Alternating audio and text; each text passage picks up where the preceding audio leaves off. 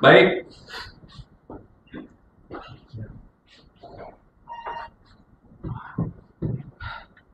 Rekan-rekan, kami izin menyampaikan update tentang penanganan perkara dugaan tindak pidana pencemaran nama baik dan atau fitnah dan atau manipulasi penciptaan, perubahan, pengerusakan informasi elektronik yang dianggap seolah-olah data yang otentik dan atau mengubah, mengurangi, melakukan transmisi, merusak, memindahkan, menyembunyikan suatu informasi elektronik milik orang lain. Ini bunyi pasal ya.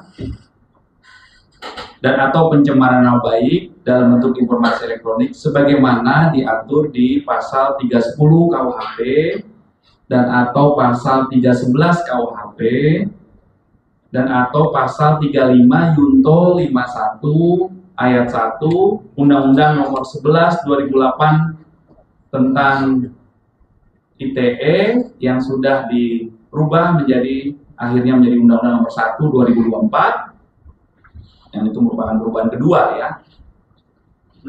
Jadi perlu kami sampaikan rekan-rekan bahwa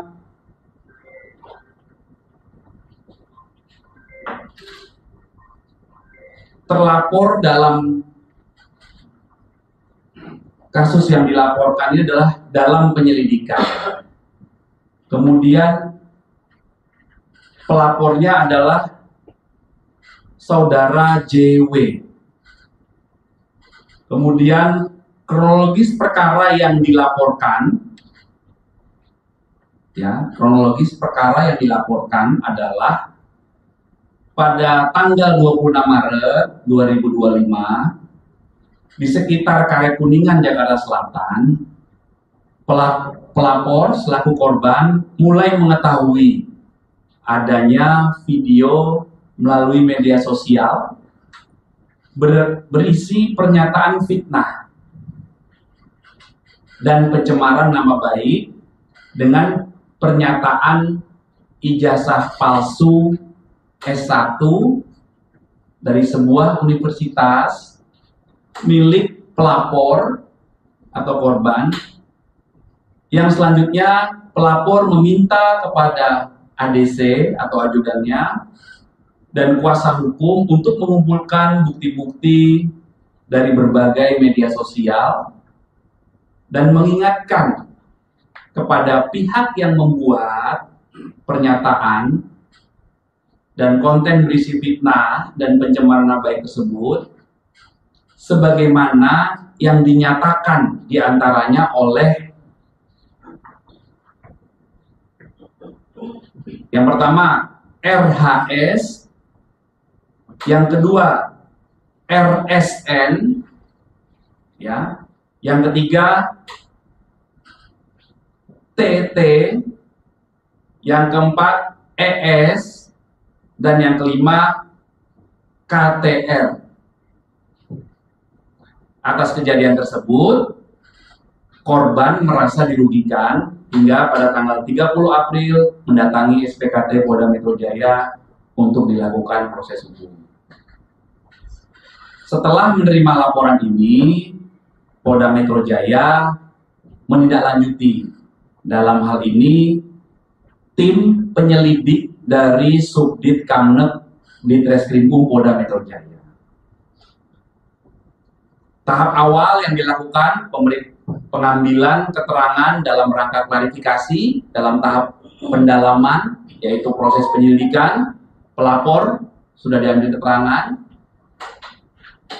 Sampai dengan hari ini setidaknya ada 24 saksi yang telah diambil keterangan dalam tahap pendalaman di proses penyelidikan. Ya, jadi setiap kami menerima laporan polisi, tahap awal yang dilakukan adalah penyelidikan. Penyelidikan adalah proses pendalaman yang dilakukan oleh penyelidik untuk mengetahui atau mencari fakta apakah peristiwa yang dilaporkan itu ada dugaan tindak pidana atau tidak. Apa peristiwa yang dilaporkan? Tadi yang sudah kami jelaskan. Ya, jadi makanya waktu itu rekan-rekan pernah bertanya, apakah benar A, B, C, D itu terlapor? Terlapornya dari laporan yang kami terima dalam penyelidikan. Tapi dalam peristiwa itu muncul beberapa nama yang dijelaskan oleh pelapor selaku korban, dan peristiwa inilah yang dilakukan proses pendalaman saat ini. Itu rekan-rekannya ya. Jadi rekan-rekan bisa memahami. Kemudian saat membuat laporan hingga saat ini ada beberapa barang bukti yang sudah diterima oleh penyelidik, antara lain ada satu buah flash disk berisikan 24 link video YouTube dan konten pada media sosial X ya. Kemudian ada beberapa dokumen fotokopi ijazah, kemudian ada printout legalisir, dan juga ada fotokopi cover dari skripsi dan lembar pengesahan. Nah, ini masih terus dilakukan pendalaman. Kemudian update hari ini menjawab pertanyaan beberapa media 2 hari terakhir ya. Kemarin hari Rabu kami tegaskan bahwa terjadwal ada 4 saksi yang terjadwal oleh tim penyelidik untuk diambil keterangannya. Yang pertama saudara AS itu tidak hadir. Yang kedua saudara RF itu hadir kemarin ya, hari Rabu. Kemudian saudara MBS itu hadir. Kemudian saudara KTR, ini laki-laki atau perempuan ya, KTR atau KTR ya, saya tidak menyerupakan saudara, maaf. KTR ini hadir kemarin hari Rabu ya. Kemudian untuk hari ini, hari Kamis tanggal 15 Mei 2025, ada 2 saksi yang menjalankan proses klarifikasi, yaitu saksi saudara RS hadir, kemudian saksi saudara,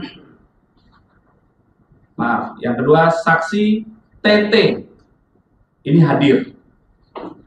Ya, kemudian untuk saksi RS dan ES tidak hadir. Ini yang dari tadi rekan-rekan bertanya, saudara RS tadi hadir, ya.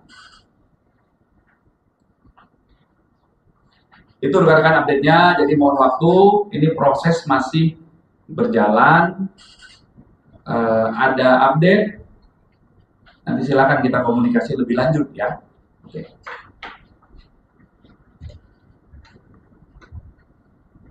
Ada skripsi fotokopi. Tadi saya jelaskan fotokopi. Fotokopi ya. Oke.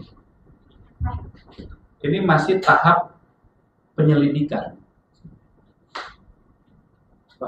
Kemarin Pak Abraham Samad menyebutkan jika dirinya belum mendapatkan panggilan pihak kepolisian, dan juga dia merasa heran karena dihubungkan dengan kasus tudingan ijazah Jokowi ini.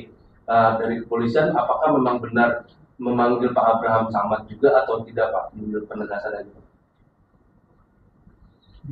Ya.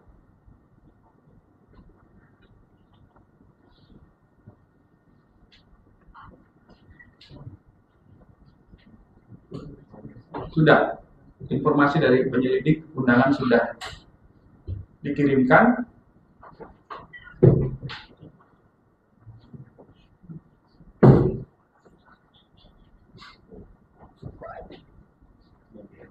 Saksi adalah orang berdasarkan fakta yang ditemukan oleh tim penyelidik. Jadi saat ini tahapnya namanya penyelidikan.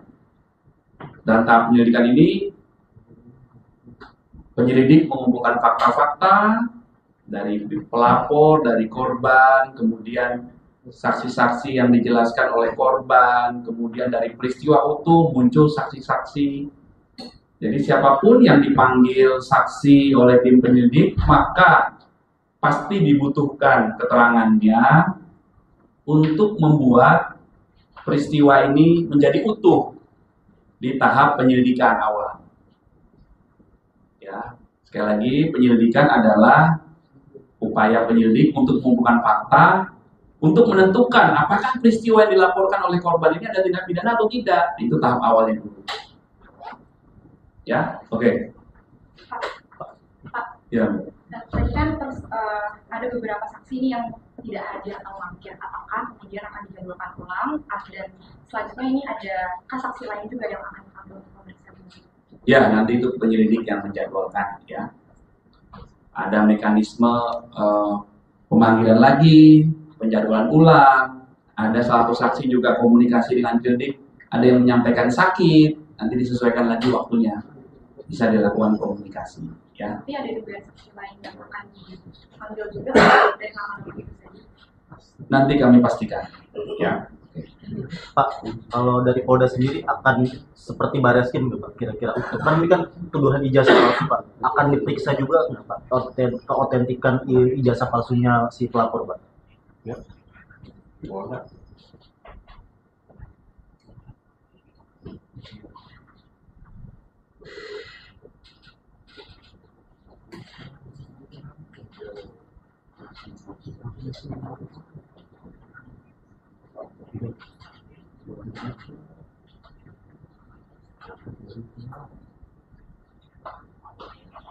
Berdasarkan laporan yang disampaikan oleh pelapor atau korban, maka yang menjadi objek perkara penanganan kasus ini adalah pernyataan yang mengandung fitnah dan pencemaran nama baik melalui media sosial atas tuduhan ijazah palsu S1 milik pelapor,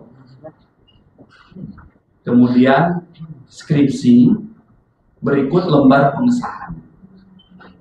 Nah, inilah yang akan didalami. Ya. Tahapan-tahapan itu nanti akan dilakukan. Penyelidik juga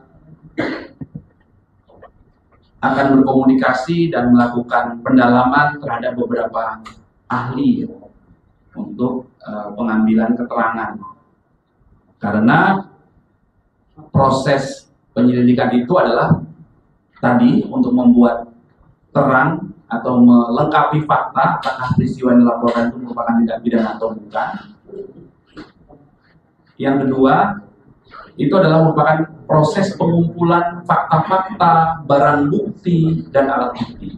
Ya, sehingga beberapa barang bukti nanti akan diuji, beberapa alat bukti dikumpulkan, makanya nanti membutuhkan keterangan beberapa ahli. Ya, itu update ya. Izin Pak, ada beberapa pertanyaan. Yang pertama, ini kan tadi kan udah ada yang selesai diperiksa ya Pak. Nah, dan Bapak tadi menjelaskan kalau dalam laporannya itu memang disebutkannya terlapornya adalah dalam lidik ya Pak. Iya. Tapi kemudian ingin meminta penegasan aja, apakah nama-nama yang diperiksa hari ini itu keluar setelah ada dari pihak pelapor menyampaikan kalau mereka inilah yang terkait dengan yang peristiwa yang tadi disebutkan. Itu yang pertama. Yang kedua, saya jawab satu-satu. Iya. Jadi nama-nama ini muncul di kronologi perkara di laporan polisi yang dibuat oleh pelapor. berarti udah disampaikan memang dari pelapor itu ngasih tahu mereka ini gitu ya Pak ya? Iya. Namun tidak menunjuk siapa terlapornya. Oke. Jadi paham ya? Oke. Jadi seperti gini analoginya. Korban kehilangan motor. Dia belum tahu siapa pencuri motornya. Tetapi dalam peristiwa kehilangan motor ini ada orang-orang yang diduga mengetahui. Saya lagi makan bakso bersama ABC. naik motor itu, begitu pulang motor saya hilang, jadi sehingga nama ABC ini saya sebutkan. Kira-kira seperti itulah, ya. Walaupun ini saksi, dan ini adalah orang-orang yang ada di konten. Ya, jadi tolong dicek lagi pernyataan saya tadi tentang kronologis perkara yang dilaporkan, ya, bahwa pelapor spesifik ada mention orang-orang ini gitu ya? ada di laporannya, tapi terlapornya dan disebutkan siapa, karena ini membutuhkan proses pembuktian. Ya, jadi ketika rekan-rekan bertanya, apakah terlapor, kapan terlapor? Ini bukan terlapor, gitu. Ini adalah saksi dalam sebuah peristiwa yang dilaporkan. Nah, ini juga harus dipahami oleh rekan-rekan. Pak, pertanyaan keduanya, Iya. tadi sempat di-mention sama pihak yang sudah diperiksa, kalau surat panggilan dari dia itu spesifik terkait peristiwa di tanggal 26 Maret. Dan Bapak tadi mention peristiwa di 26 Maret itu ada kegiatan yang berisi memberikan fitnah dan segala macam. Boleh jelaskan nggak itu ngapain sih Pak di 26 Maret itu? Kan tadi sudah saya jelaskan ya kronologinya ya. Maksudnya apa pergumulan apa yang terjadi di situ gitu loh Pak, ini bahas gitu kenapa? Ya, Soalnya si yang dari periksanya bilangnya dia cuma ya nggak ada apa-apa, cuma ngumpul buka puasa bersama Pak dulu. Jadi sekali lagi ya, saya jelaskan ada sebuah peristiwa yang dilaporkan oleh pelapor. Apa peristiwanya? Yaitu tanggal 26 Maret di sekitar Karet Kuningan yang tadi itu. Nah, itulah yang didalami dari peristiwa yang disampaikan itu, ada pidana atau tidak, gitu. Itulah yang didalami. Ya, mereka pamer apa ngasih tahu kalau ini jasa dia palsu gitu maksudnya. Ini ya, pelapor atau korban mulai mengetahui adanya video di media sosial yang berisi pernyataan fitnah dan pencemaran nama baik dengan pernyataan ijazah palsu S1 milik korban. Selanjutnya korban meminta, ini kan kronologis, minta ADC dan kuasa hukum mengumpulkan bukti-bukti dan mengingatkan kepada pihak yang membuat, makanya dicatat ini, yang membuat pernyataan dan konten berisi fitnah dan pencemaran nama baik tersebut sebagaimana yang dinyatakan di konten tersebut oleh saudara LHS. Itu loh, ini yang didalami peristiwa ini, yang dialami korban ini merasa dirugikan, kemudian menjelaskan peristiwa itu pada penyelidik. Inilah yang didalami, diungkap faktanya. Ini seperti apa faktanya? Ada nggak dugaan tindak pidana di sini? Itu namanya tahap awal penyelidikan. Nanti faktanya apa ya? Itu tergantung dari pengumpulan fakta-fakta oleh tim penyelidik. Jadi paham ya? Nah, jadi itulah sebuah tahapan atau proses yang sedang kami lakukan. Pak Kabit, ini kan masih dalam tahap penyelidikan ya. Apakah nanti untuk selanjutnya pada tahap penyidikan, penyidik bakalan memeriksa pihak pelapor nantinya? Sudah pasti ya. Jadi tahapan penyelidikan itu diperiksa, klarifikasi, nanti fakta-fakta dikumpulkan, kemudian dilakukan gelar perkara, ditentukan hasil gelar perkara berdasarkan alat bukti dan barang bukti yang dikumpulkan, ada nggak dugaan tindak pidana?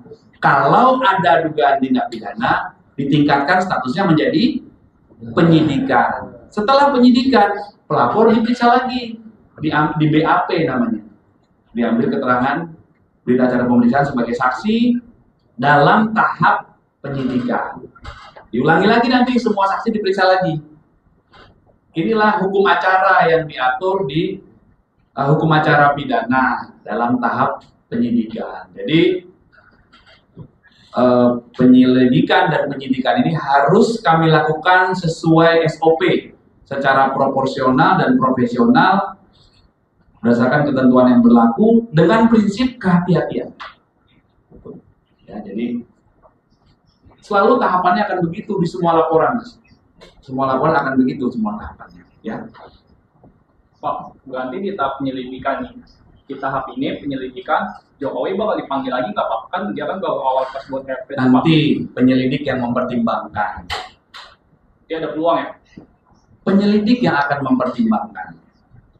Ya, berdasarkan fakta-fakta yang dikumpulkan. Ya, Ya, oke. kalau dosen pembimbingnya Pak Jokowi bakal dipanggil nggak Pak? Iya. Ya. Dosen pembimbing. Iya Pak, kan kemarin sempat upload. Nanti kami cek, ya. Kami cek ke penyelidik ya.